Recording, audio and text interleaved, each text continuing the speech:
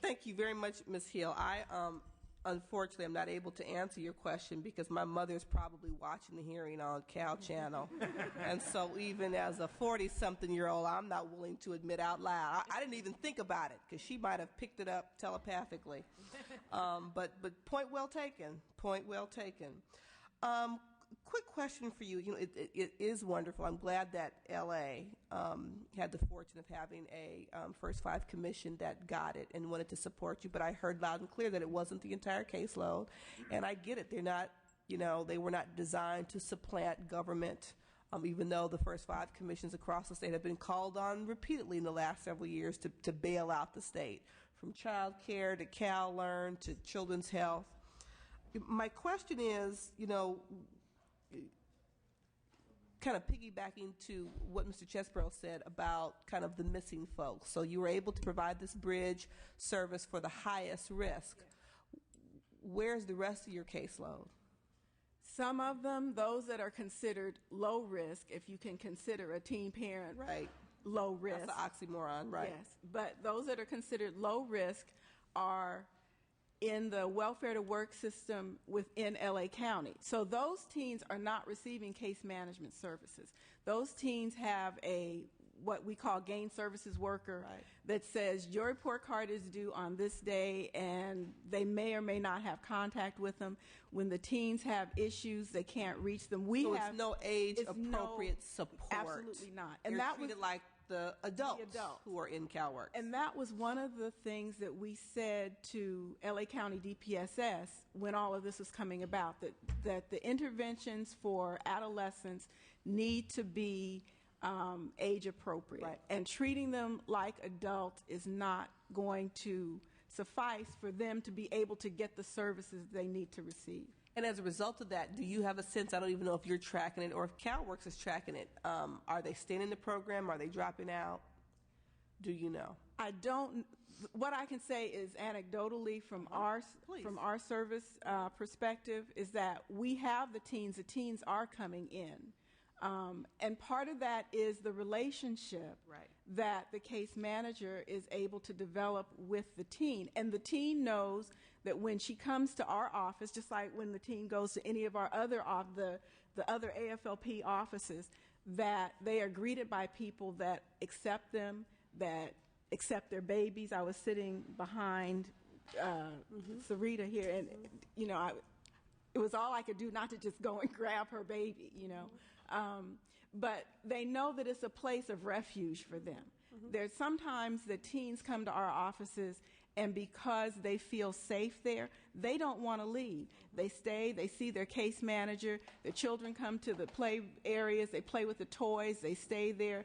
And we've had teens to come to group, finish with the group, set up lunch, and then clean the waiting area for us once they're done because they feel safe and secure there. The teens that are in welfare to work with DPSS, I know DPSS is trying. I won't say that they're not. I know they are, but they're not set up and equipped to do what we do with our teens. Point well taken. Thank you very much. I appreciate you coming up for your testimony. Our last witness on panel 2, Michael Bolden, representing Service Employees International Union. Thank you so much for your last-minute pinch hitting for your colleague, Ms. Orr. Yes, thank you, Madam Chair. Michael Bolden on behalf of the Service Employees International Union. Again, as you stated, for Tia Orr, who couldn't be here today, first we'd like to thank you and the committee for having this hearing. I believe it's befitting that we are hearing testimony today as such, and the composition of the panels that you've put together, we commend you for that. Many times during the legislative session and during the rush of the legislative session, we're not able to hear the details and the quality of a testimony and the information that's necessary to make decisions that impact the lives of Californians. And a lot of that is just inherent in sort of the business. There's a limited amount of time, and there's so much that folks can take in. But again, we do commend you for this hearing and the composition of the panels. As you know, SEIU, we represent thousands of CalWorks workers throughout the state that provide employment training services, eligibility intake, and a various host of other services that are associated with the program. But when it comes to the CalWorks program, when decisions are made in this building or by the administration, many times more than not, the decisions are made based on a quantitative sort of standard or budgetary standard, and they don't necessarily take into consideration the quantitative aspect of how the program impacts the lives of the people who are receiving the services in the program. This program in particular has been decimated literally to such that it is not meeting the intent of what it was originally created for. When you look at welfare reform back in the 90s, the goal of reform was to move away from this providing of a grant to individuals without any additional services. There was an overarching goal that the intent was to get parents and families to self-sufficiency through employment, for social workers to provide services that help remove barriers such as transportation, child care, lack of jobs, lack of employment or lack of education, substance abuse, and many other issues. Today, these budget cuts have limited the individuals that we represent, these eligibility workers, in being able to address these barriers. And we're seeing that more families are not able to transition from aid due to diminishing tools, diminishing staff levels, and funding that helps our folks be able to provide the services to move these folks from aid to self-sufficiency. We see that an increasing inability to provide these services has further been complicated by recent grant reductions that have forced families into homelessness. A family of 3 has seen a reduction of nearly $55 or $56, a figure which is consistent to what an individual might make in over five hours of work. We'd also prepared to bring in an eligibility worker that we represent out of Tulare County. Unfortunately, she wasn't able to be here because her unit would not release her because of the overwhelming case workload that is in her unit, so she wasn't able to be here today. But she did ask that we provide a story from a case that she has overseen, which I'll read to you. There was a father of 3 who came to her one day regarding services, desperate need of services, only had $13 to his name, and was seeking help. And I think that's just indicative of some of the stories that you've heard today, which is symptomatic of the challenges that many are facing who are receiving services in the system as well as those who are providing the services. But this father of 3 explained that he was a construction worker, worked for 8 years, was laid off 8 months ago, and he's been desperately looking for employment to no avail. He's been having a hard time trying to find employment because his only employment background has been in construction, and as we're all aware, the construction industry has been hit hard by the economic downturn. Now, he explained that he was trying his hardest to stay in his home so that he and his 3 children wouldn't become homeless. And once he was approved services, he realized quickly that the $638 that he was going to receive wasn't enough to pay the rent in the home that he was in. So he began to search for roommates. Eventually, he found 2 families consisting of 5 individuals each that were able to move into this home. Now you have a total of 14 individuals living in a 3-bedroom home. So again, these stories are real. Again, what you've heard today is real. The pain is real. And our workers, they see firsthand the dynamics that families are faced with, especially since the economy has worsened. Workers across the state indicate that they've seen caseload and workload cases increase more rapidly than ever before, while staffing simultaneously has been reduced due to budget cuts. And in short, workers simply are unable to keep up with the demand. Now, like many other states, California has experienced on a relative scale budget challenges that have forced us to cut programs that many of you and the rest of us in the room care about. But CalWorks is a program that can provide a tremendous return on investment if it is done properly. On behalf of the workers across the state, we urge you to keep this issue alive. We encourage you to continue conducting hearings as you've done so today, and to have conversation with all those that are involved. We think that it is a critical moment in time to decide what California desires to achieve from this program. And that's either actions that support the so-called notion of a declaration of war on poverty or just doing the opposite, and that's relegating more families to the doldrums of despair. Thank you. Thank you very much.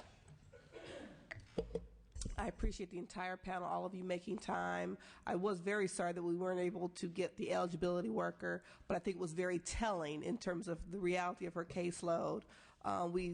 We're trying to, present and have a balanced experience today, so we didn't go right here to our local county. We were trying to go to another county to represent kind of a different demographic and dynamic.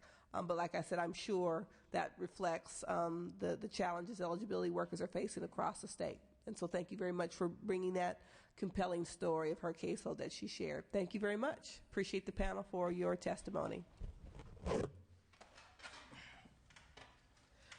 We'll move into now the final two witnesses on panel 3. Panel 3 will focus on program needs and a response.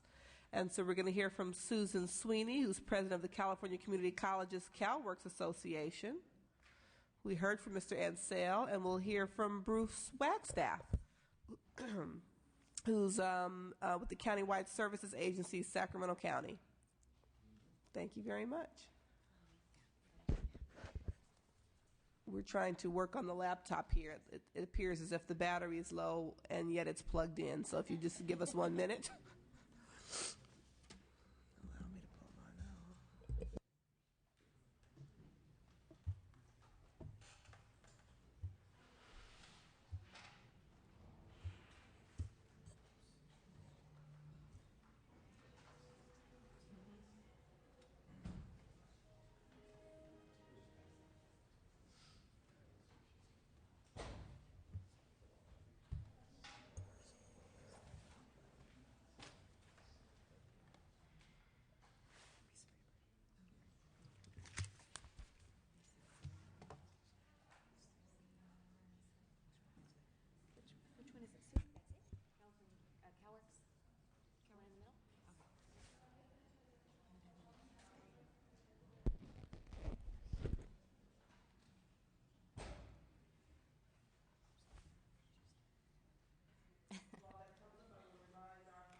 Witnesses that we're asking you to try to keep your marks to within 5 minutes, primarily because of the hour of the day, and we really want to have the opportunity to have a robust public comment. So I appreciate you being here and look forward to your testimony.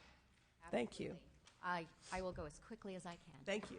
Again, my name is Susan Sweeney. I'm the California Community College CalWorks Association president, and thank you very much for having me here. I'm really honored to represent the community colleges and the CalWorks students that attend across the state. I want to tell you just a little bit about who we are, some of our struggles, and something about our students. But first, I'm hoping that I might be of some help, our community colleges. I think that we might, I need to move this, sorry. I think that we might be able to help by partnering with the state to meet the WPR rate of 40%. Our records indicate that 40% of welfare to work participants actually have been attending community colleges. So we feel that investment in the CalWorks work study at community college is a pretty simple and solid answer to some of these problems on employment. So who are we? We're 112 colleges and numerous off-campus centers. We make up the largest higher education system in the nation. We're the gateway to higher education for nearly 2.6 million students annually. And we served over 40,000 students in 09-10 at community colleges. I'd like to also suggest that community colleges work. Those that have a degree or certificate nearly double their earnings within 3 years. Degree holders earn 33% more than high school graduates. Their unemployment rate is 30% lower than high school graduates. So that's good stuff. So this is a list of key services. I'd like to just point one out that's pretty important to us. We are required to provide year-round activity for our participants. And, you know, our colleges are not year-round. So we need to develop and redesign and provide instruction, develop and redesign curriculum in order to provide instruction year-round. This is a huge task for us. You know, we've had cuts to our community colleges, so the gap between semesters is sometimes over a month. So this is very difficult, but it's necessary for us to help our students. It was devastating in my district, West LA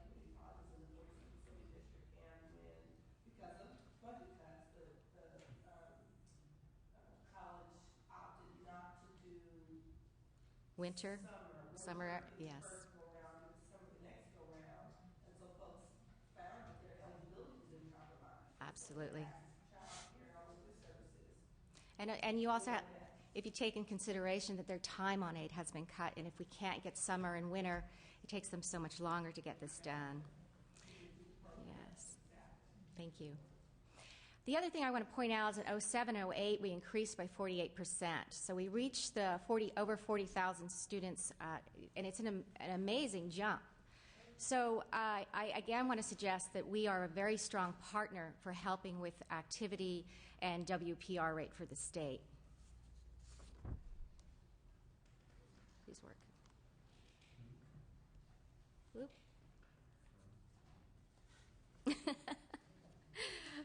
Okay, shall I just continue? Okay, sorry. A little bit about demographics. 81% of our students are female, and if you compare that to the general population of 53%, that's a significant difference. The next slide also goes through the ages, and I can say to you that there's a big difference between the age group. We have a much older group of students, and that's across the board for us.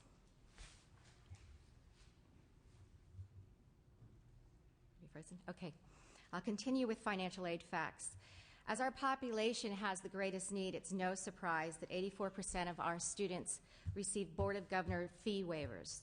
And that is in contrast to, there you go, excellent, to the, let's see, age, I'm in financial, let's see, there we go, to 27% of the general population.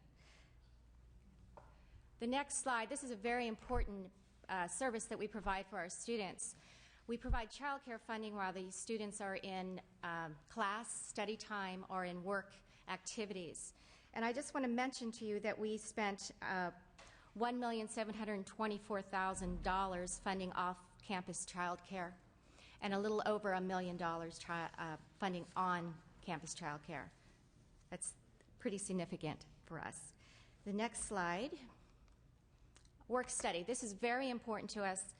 We had some funding given to us by the federal government not too long ago, and we were able to fund over 2,000 more jobs than we normally do. And the most important thing about this slide is the majority of CalWorks students in work study assignments work between 20 and 30 hours per week.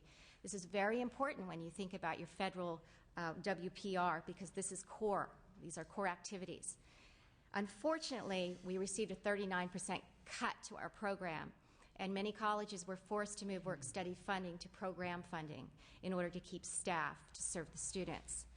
But the good news is we did spend over $10 million between the community college programs and our employer partners. Let's see.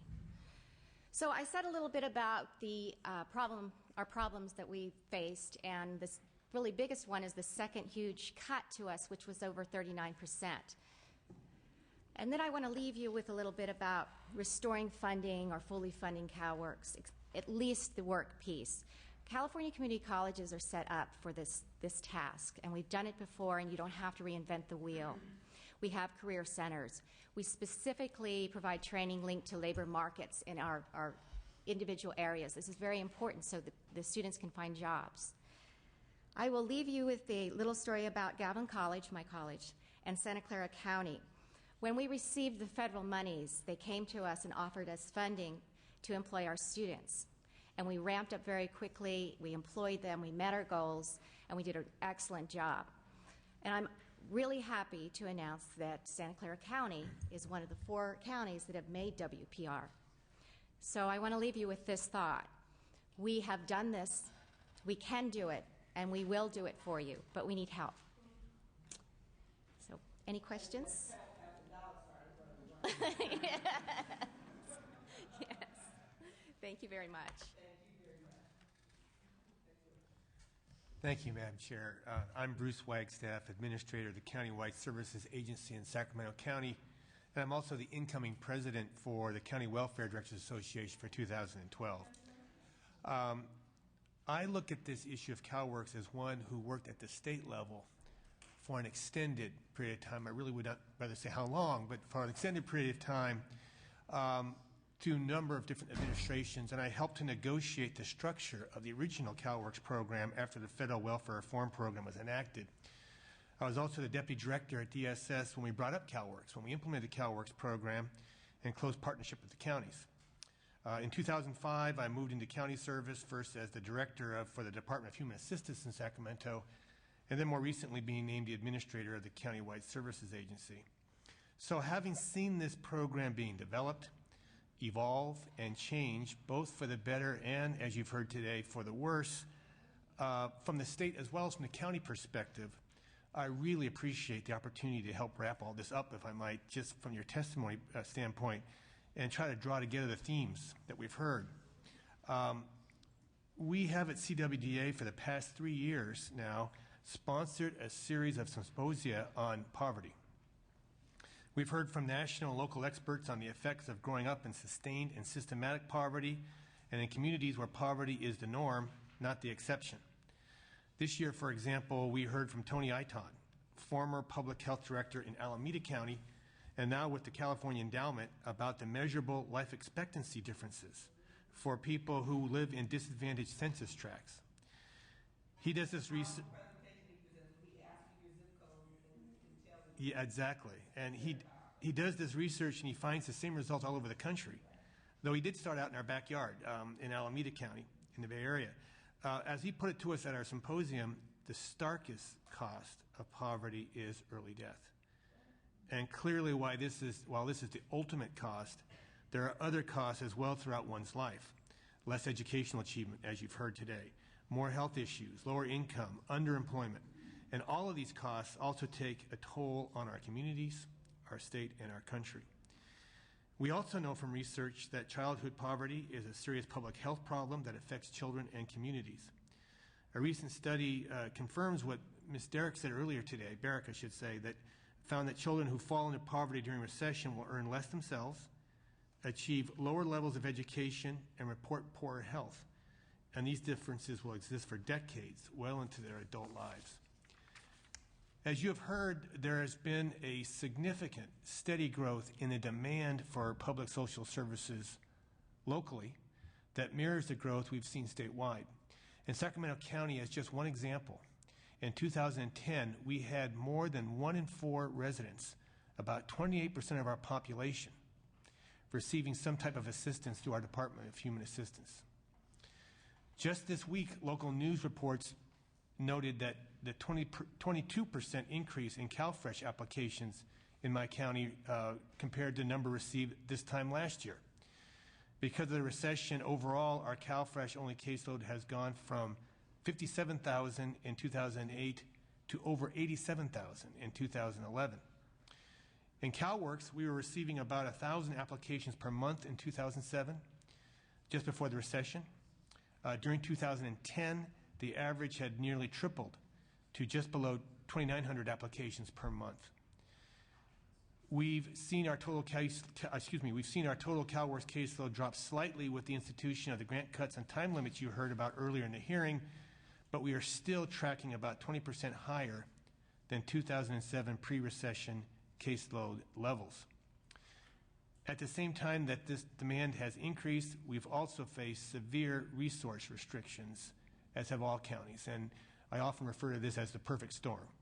As the demand has gone high to unprecedented levels, our resources have dropped almost to unprecedented levels.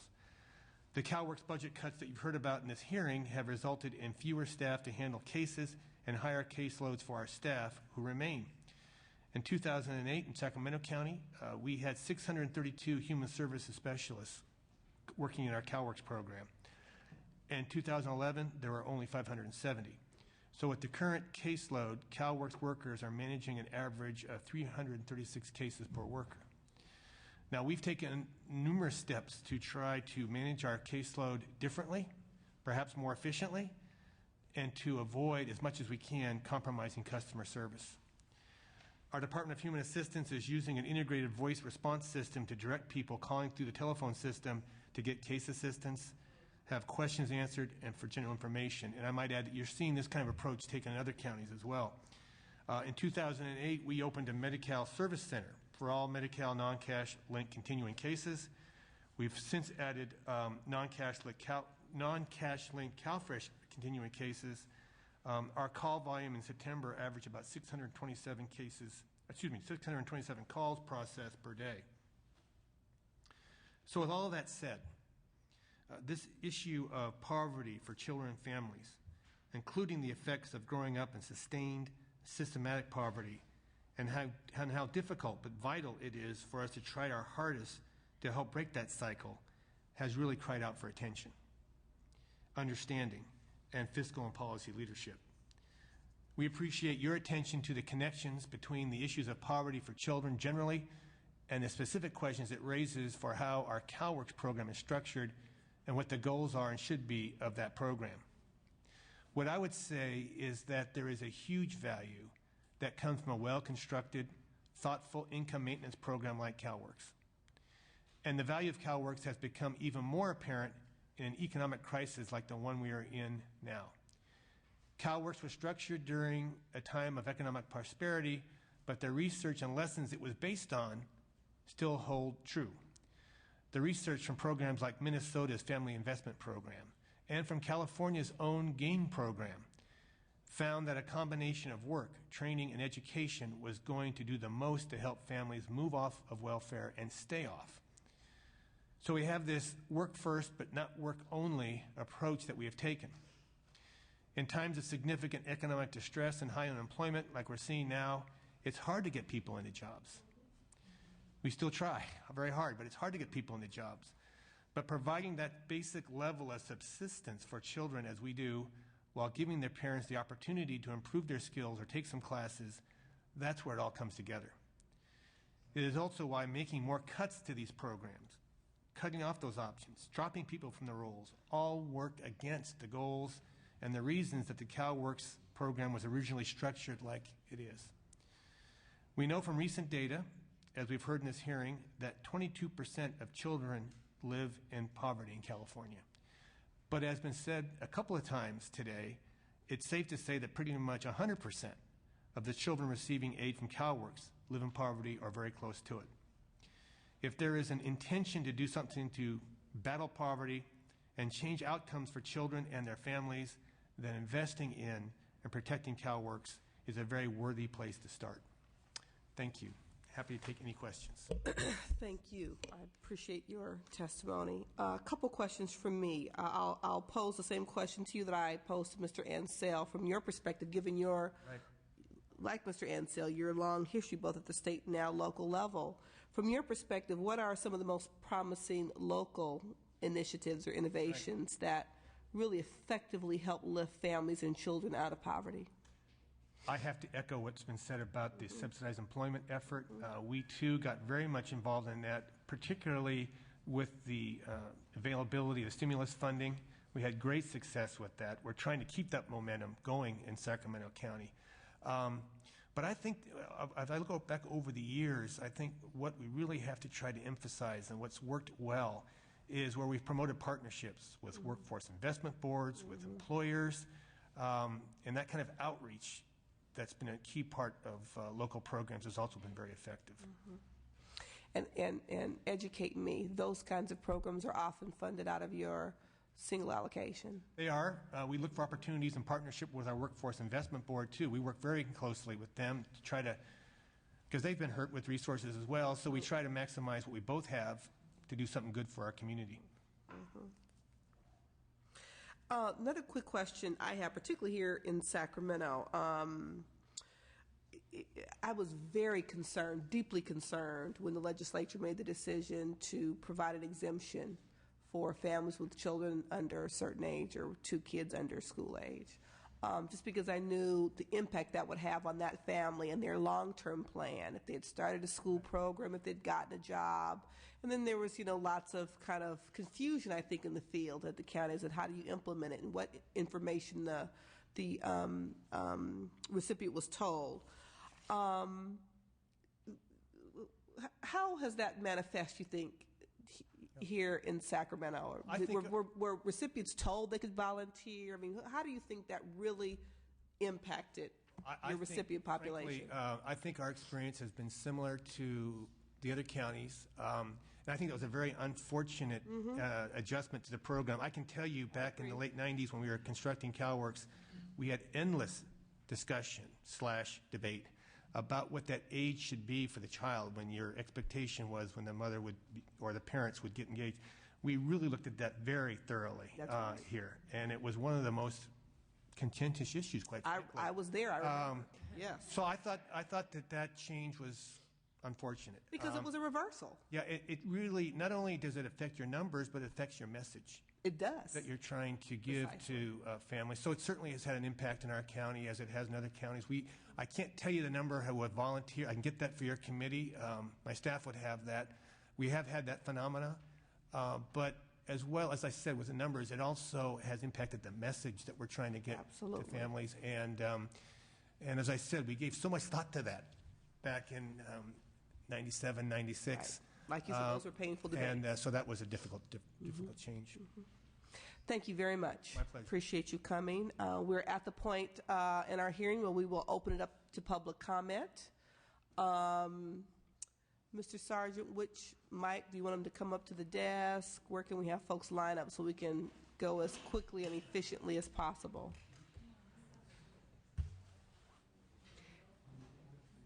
If we could have people actually use the stand-up mic, just so we don't lose the time with people sitting down, because you're going to have 2 minutes. So I don't want people at the desk. If you could come stand at the mic. You can stay there till she's done. So everyone will just have you file around on the left side of the hearing room, and we're going to have you stand. I just found that it runs quicker than if we swap out people at the desk. And we're going to let her take her position at the top of the queue. Excellent. Looking at the number of people standing online, I'm going to give everyone 2 minutes so we can end as close to on time as was stated in our agenda. I just ask those further back in the line that you not repeat what's been said by a witness before you. Tell us your name, and we thank you very much for participating in today's hearing. You have 2 minutes. Thank you. My name is Jennifer Royer, and I came from Santa Rosa Junior College. I am a CalWorks recipient. I am a TANF recipient, and I am also a Federal Work Study and CalWorks Study recipient. I am affected by the 48-month time frame, so I am at the 3 years, 10 months, so I have 2 months left. I feel almost like I'm in crisis because I had the plan of 5 years. So I am actually not going to be able to, my job, because it is CalWorks work studies subsidized, I will lose that as of February 2012. I have the privilege of being hired through CalWorks to be a CalWorks peer advisor, and so I'm kind of on the forefront of both as being a recipient and also being able to work with my peers. My 12-year-old son came to me a couple weeks ago in tears and said, "Mom, I am the happiest I've ever been. We've lived in poverty for 12 years. And because of CalWorks, I have came into myself through school and through education and through the CalWorks program under my director has stretched me into, I would not be able to be here today to speak in front of you because I didn't have that self-esteem. I didn't have that behind me. And so I just want to come to you today and say that I feel like the rug was pulled up under me with the time limits. I don't understand why we were not grandfathered in to the ones that were there for 3 years, 3.5 years. And I don't know if there's any hope of being able to be grandfathered in at this time. But I just want to come to you today again and say I love CalWorks. I love it, and I'm here today to advocate again for myself, for the students that I work with as a peer advisor. And my 2 minutes is probably up, but I thank you again. Thank you. Thank you very much for coming and sharing your story. Good afternoon, Madam Chair. I'm Leticia Alejandres. I'm the Executive Director of the California Family Resource Association. We represent over 200 family resource centers throughout the state of California. And my comments are really around the question you've been asking all the folks who are providing testimony with regard to interventions. And I would like to offer you an example of the model that we use with our members, and that's family resource centers, which are really community-based, family-focused. You're nodding your head, so I'm pretty sure you're familiar with them. I am. But what's exciting about this is that family resource centers provide services in a way that are prevention-oriented and family-centered. So often we hear about programs and they focus on the child, which is wonderful, but they forget a child belongs in a family. And if the family is suffering, so is the child. And so I just want to offer you, we're prepared to provide you with additional information on family resource centers, how cost effective they are, and what they do for families, lifting families out of poverty, and how they work well with county agencies as well. So thank you for that, and thank you for holding this hearing. Thank you for coming. Next witness. Good afternoon. My name is Galia Richmond. I'm Program Manager for Ultimate Youth Services from Long Beach, California, and East LA. Today we traveled here with two of my clients, Jamila Smith and Milagros Mendoza. In my two offices, I have 800 clients that I service and see each month, and I wanted the opportunity to stand here and give them moral support as you guys listen to their stories. Thank you. Good afternoon. My name is Jamila Smith. I am a recipient of CalLearn. I am a proud teen parent of a little boy, 4 years old, named Matthew. CalLearn has drastically altered my future in such a positive way. The time and resources that the workers provide is truly a blessing. I came into this program 14 years old, a new mom, distressed with the weight of the world bearing on my shoulders.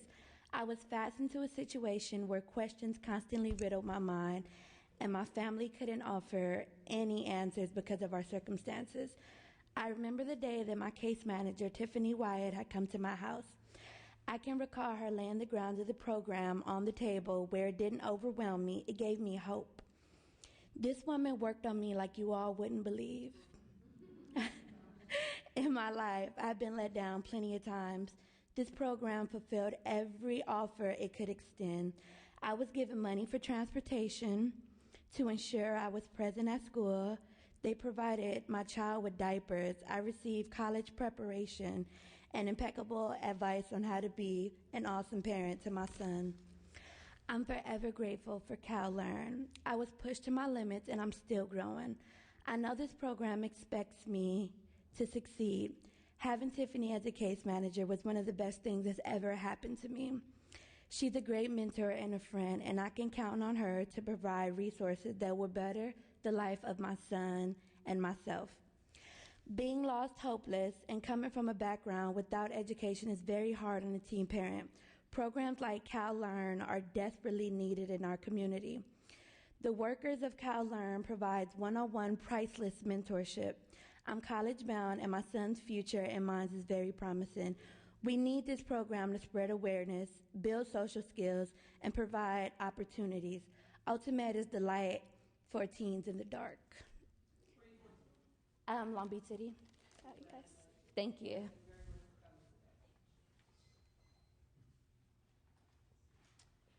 My name is Milagros Mendoza.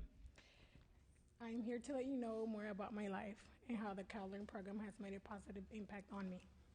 CalLearn has changed my life completely. 9 months before I started this program, I was pregnant with my first child.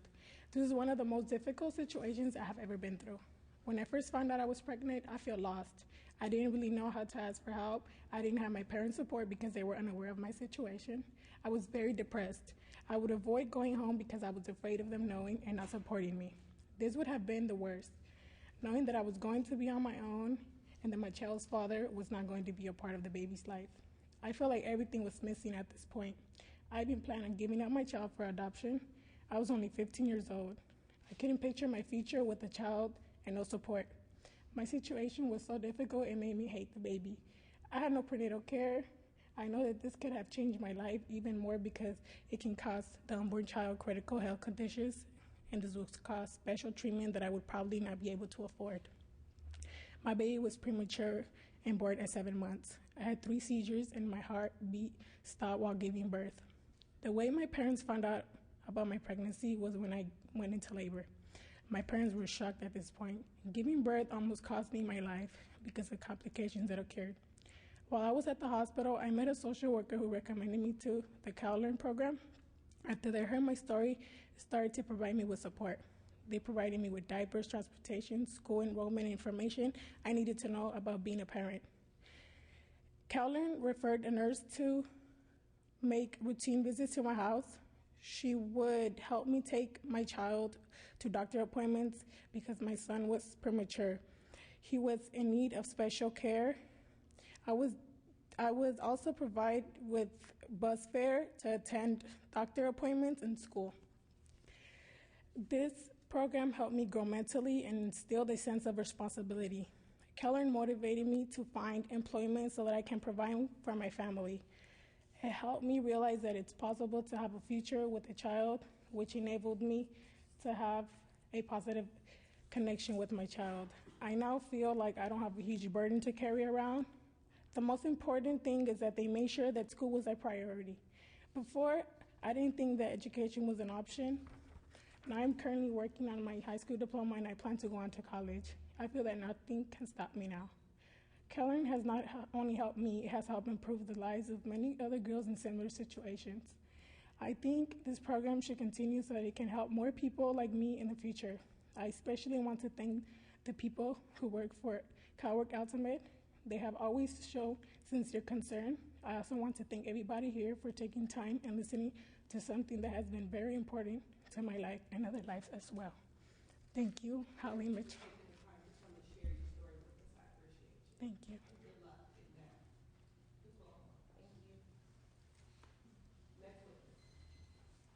Wow, I need to package up my heart here and refocus on what I wanted to tell you.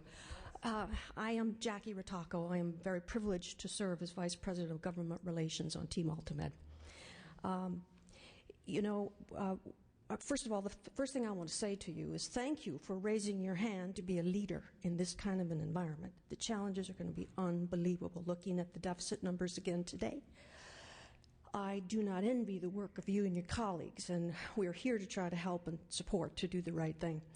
I want to speak, obviously, on CalLearn, that precious program that is truly serving as the bridge for our children who are having children with their education and into the workforce.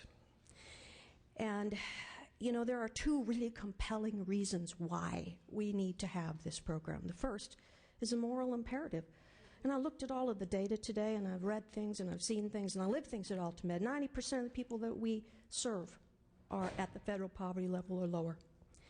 And, the results of what we're seeing here is a slow and pervasive erosion of our support for our children. And it really, truly is a situation now where we've accepted abandonment of our children. And so the moral imperative, we don't do that. We don't abandon our children. It's not our way. And coincidentally, it turns out to also be an economic imperative. We know for a fact that if we fail these people, they will not be able to break out of the poverty cycle. And so, all of the reasons are there. And what we want to say to you is that we appreciate your leadership in this. We understand the battle that it's going to be to try to preserve funding for these programs. We at Ultimate are here to help in whatever way we possibly can. And hopefully, through all of the politics and the negotiation that goes around the budget, we'll be able to say that our children remain our priority.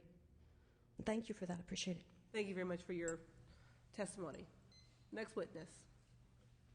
Hi, my name's Tiffany. I am a CalWorks recipient, and I'm also an intern at CalWorks at the Santa Rosa Junior College. And starting off my personal, I delivered a baby 2 months after I turned 17.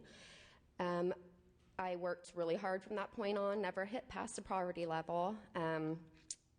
Things happened in my life, turned down, that I ended up needing welfare, came onto welfare, and had a 15-year-old kid who was at a point of getting involved in gangs, no chance of graduation. So me entering this program not only has been benefiting me, but my son's now ready to graduate. He's 20 units left and within 2 years. So him seeing me do that has really kicked him. Now, and I'm 6 units away to transfer to a university right now. So that's what CalWorks has done for me. What I've given back to CalWorks is becoming an intern and a resource specialist with them. And the benefit of this program and what it's needed in the communities is really important. I work with several students weekly, providing resources that are just not available in this community. People spoke on so many things that I deal with daily: homelessness, diaper needs, formula needs, simple needs. And I just hope that it doesn't go away for them. I'm almost at a point where I'm good for myself, but there's a lot of people out there that will lose a great benefit. So thank you. Thank you very much. Last witness. Hello, my name is Lori Davis, and I just began my program with CalWorks. I had no idea CalWorks even existed, actually. I was on TANF. I have a 3-year-old and just now heard of the program. I had a very rough background and ended up coming from an alcoholic, drug addiction family and became literally a mom at 11 years old. So I worked from 16 until 27 when I had my own children, on top of raising my brother and sister. So I didn't get to go to college, and now I get to. I'm excited, and I had no idea that CalWorks had so many things to offer, more than anything just being a support system for me and my family, and giving me an outlook of possibly making more money than I ever thought I would ever have made, let alone, coming off of welfare and making it. So it's awesome. It works. And if it works, let it work. That's just the gist of it. It's amazing, but, and I'm also proud to say that we live in the United States of America. However, I'm just overwhelmed with all the cuts and everything that's going on a daily basis. I'm a single mom. I have no family. I'm the support system for everything, and I have no one to go to except for CalWorks. With all these different cuts, I'm having to reconfigure not only my future, but my children's future, and I do not want them to be on the system. I want to cut this cycle, and CalWorks is allowing me to do that. So like I said, if it works, let it work. Thank you so much. What a wonderful concluding witness. I'd like to thank everybody who attended and participated today, and all those who are participating via the Cal channel. Let me just say briefly that I'm heartened by the strength of all of the recipient witnesses who were brave enough and strong enough and willing to share their personal stories with us today. They and I are fighting for all our families and children.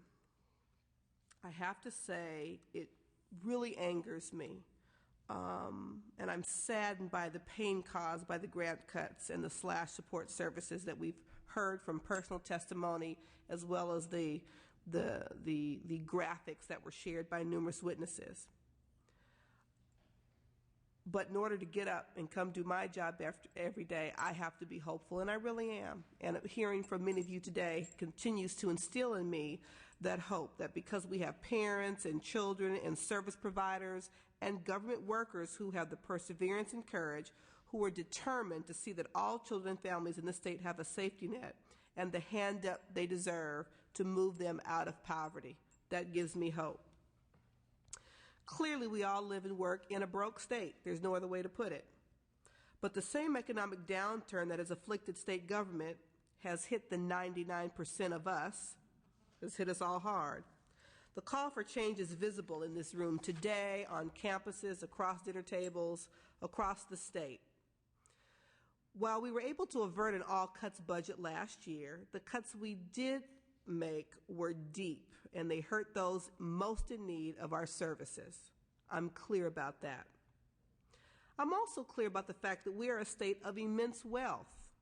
I was struck by the California Budget Project's recent paper on income inequality in the state of California. The incomes of the wealthy few stand in stark contrast to those millions who live in poverty, stories we heard about today. As you heard, two-parent family with 2 children, family of 4 living with $22,000 a year is the poverty level. Contrast that to California's 34,000 millionaire taxpayers, who are just constitute 0.2% of those who pay taxes in the state. They had combined incomes of $104 billion in 2009. That's 11 times the income needed to lift every single Californian out of poverty. So as I said before, it's not an issue like you can't pick the eye color. One of the witnesses, our opening witness talked about that. It clearly is an issue that we have the power and the capacity to solve.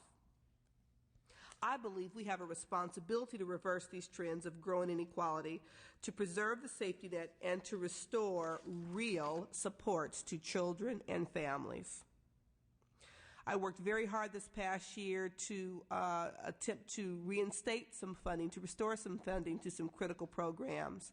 And that also gives me hope that one person, a group of core, committed, elected leaders can indeed make a difference. That was my goal last year. My goal this year is that we in the legislature and in the community stop looking at children as body parts. We've got to look at the whole child and the families and communities they live in. Community well-being can no more be assessed in isolation than a child's needs can be met one at a time. First illness, then reading level, family income, hunger, housing, social well-being. A healthy child grows in all directions at once and must be nurtured on all levels simultaneously. So this means for us here in Sacramento, we have to look at integrated policies that promote the well-being of the whole child with a strong focus, in my opinion, on child poverty. So for CalWorks, over the next budget cycle, a couple of issues that came up today, issues that we've talked about for a while in the Budget Committee, really have got to be a priority. I mentioned to the director at the top of the hearing wanting a real analysis of the cuts that have been made and their impacts and which programs and investments do indeed work. That's a question we posed to most of the witnesses today. Number 2, I'm not willing to accept the grant cuts and elimination of the COLA are a permanent reality for us, or that the mental health and substance abuse services are not vital supports to children and families. So from my perspective, we'll continue to operate as those were one-time cuts that we will look forward to reinstating and fighting to protect on a go-forward basis. We've got to find ways to sustain critical programs that with proven success. CalLearn, the CalWorks programs at our community colleges, all of the various special programs that people talked about today really serving as a lifeline to your future. The County Welfare to Work Services can indeed lift people out of poverty, and the single allocation is not an accounting term. It's an investment in programs that support families. So we've got to figure out ways to continue to support counties in doing the work they do. And I think finally for me as a goal, a personal goal as a legislature, is to continue to work on the perception of CalWorks in the public, amongst my peers. The culture, the treatment of recipients in the program is an issue that I think that we have to address. It became very, very clear that a healthy, vibrant CalWorks program will help alleviate many of the incredibly horrible statistics that were shared with us today. Why the program has such a negative persona is a challenge that I hope that you will partner in your communities and know that it's something that I'm mindful of. I hear, unfortunately, on the floor of the Assembly on a regular basis and will challenge every opportunity I get. Because in short, I believe we have to do better. We have to find ways to make progress even in an unforgiving economy and in a divided legislature. A broke state is not an excuse to abandon children or their families. It is rather a summons to live up to our humanity, to care more, and to act. With that, we'll adjourn the Sub-1's hearing today on the CalWorks program. And again, on behalf of all of my colleagues that joined me, I extend a thank you for all of you who participated and brought testimony to today's hearing. Thank you very much.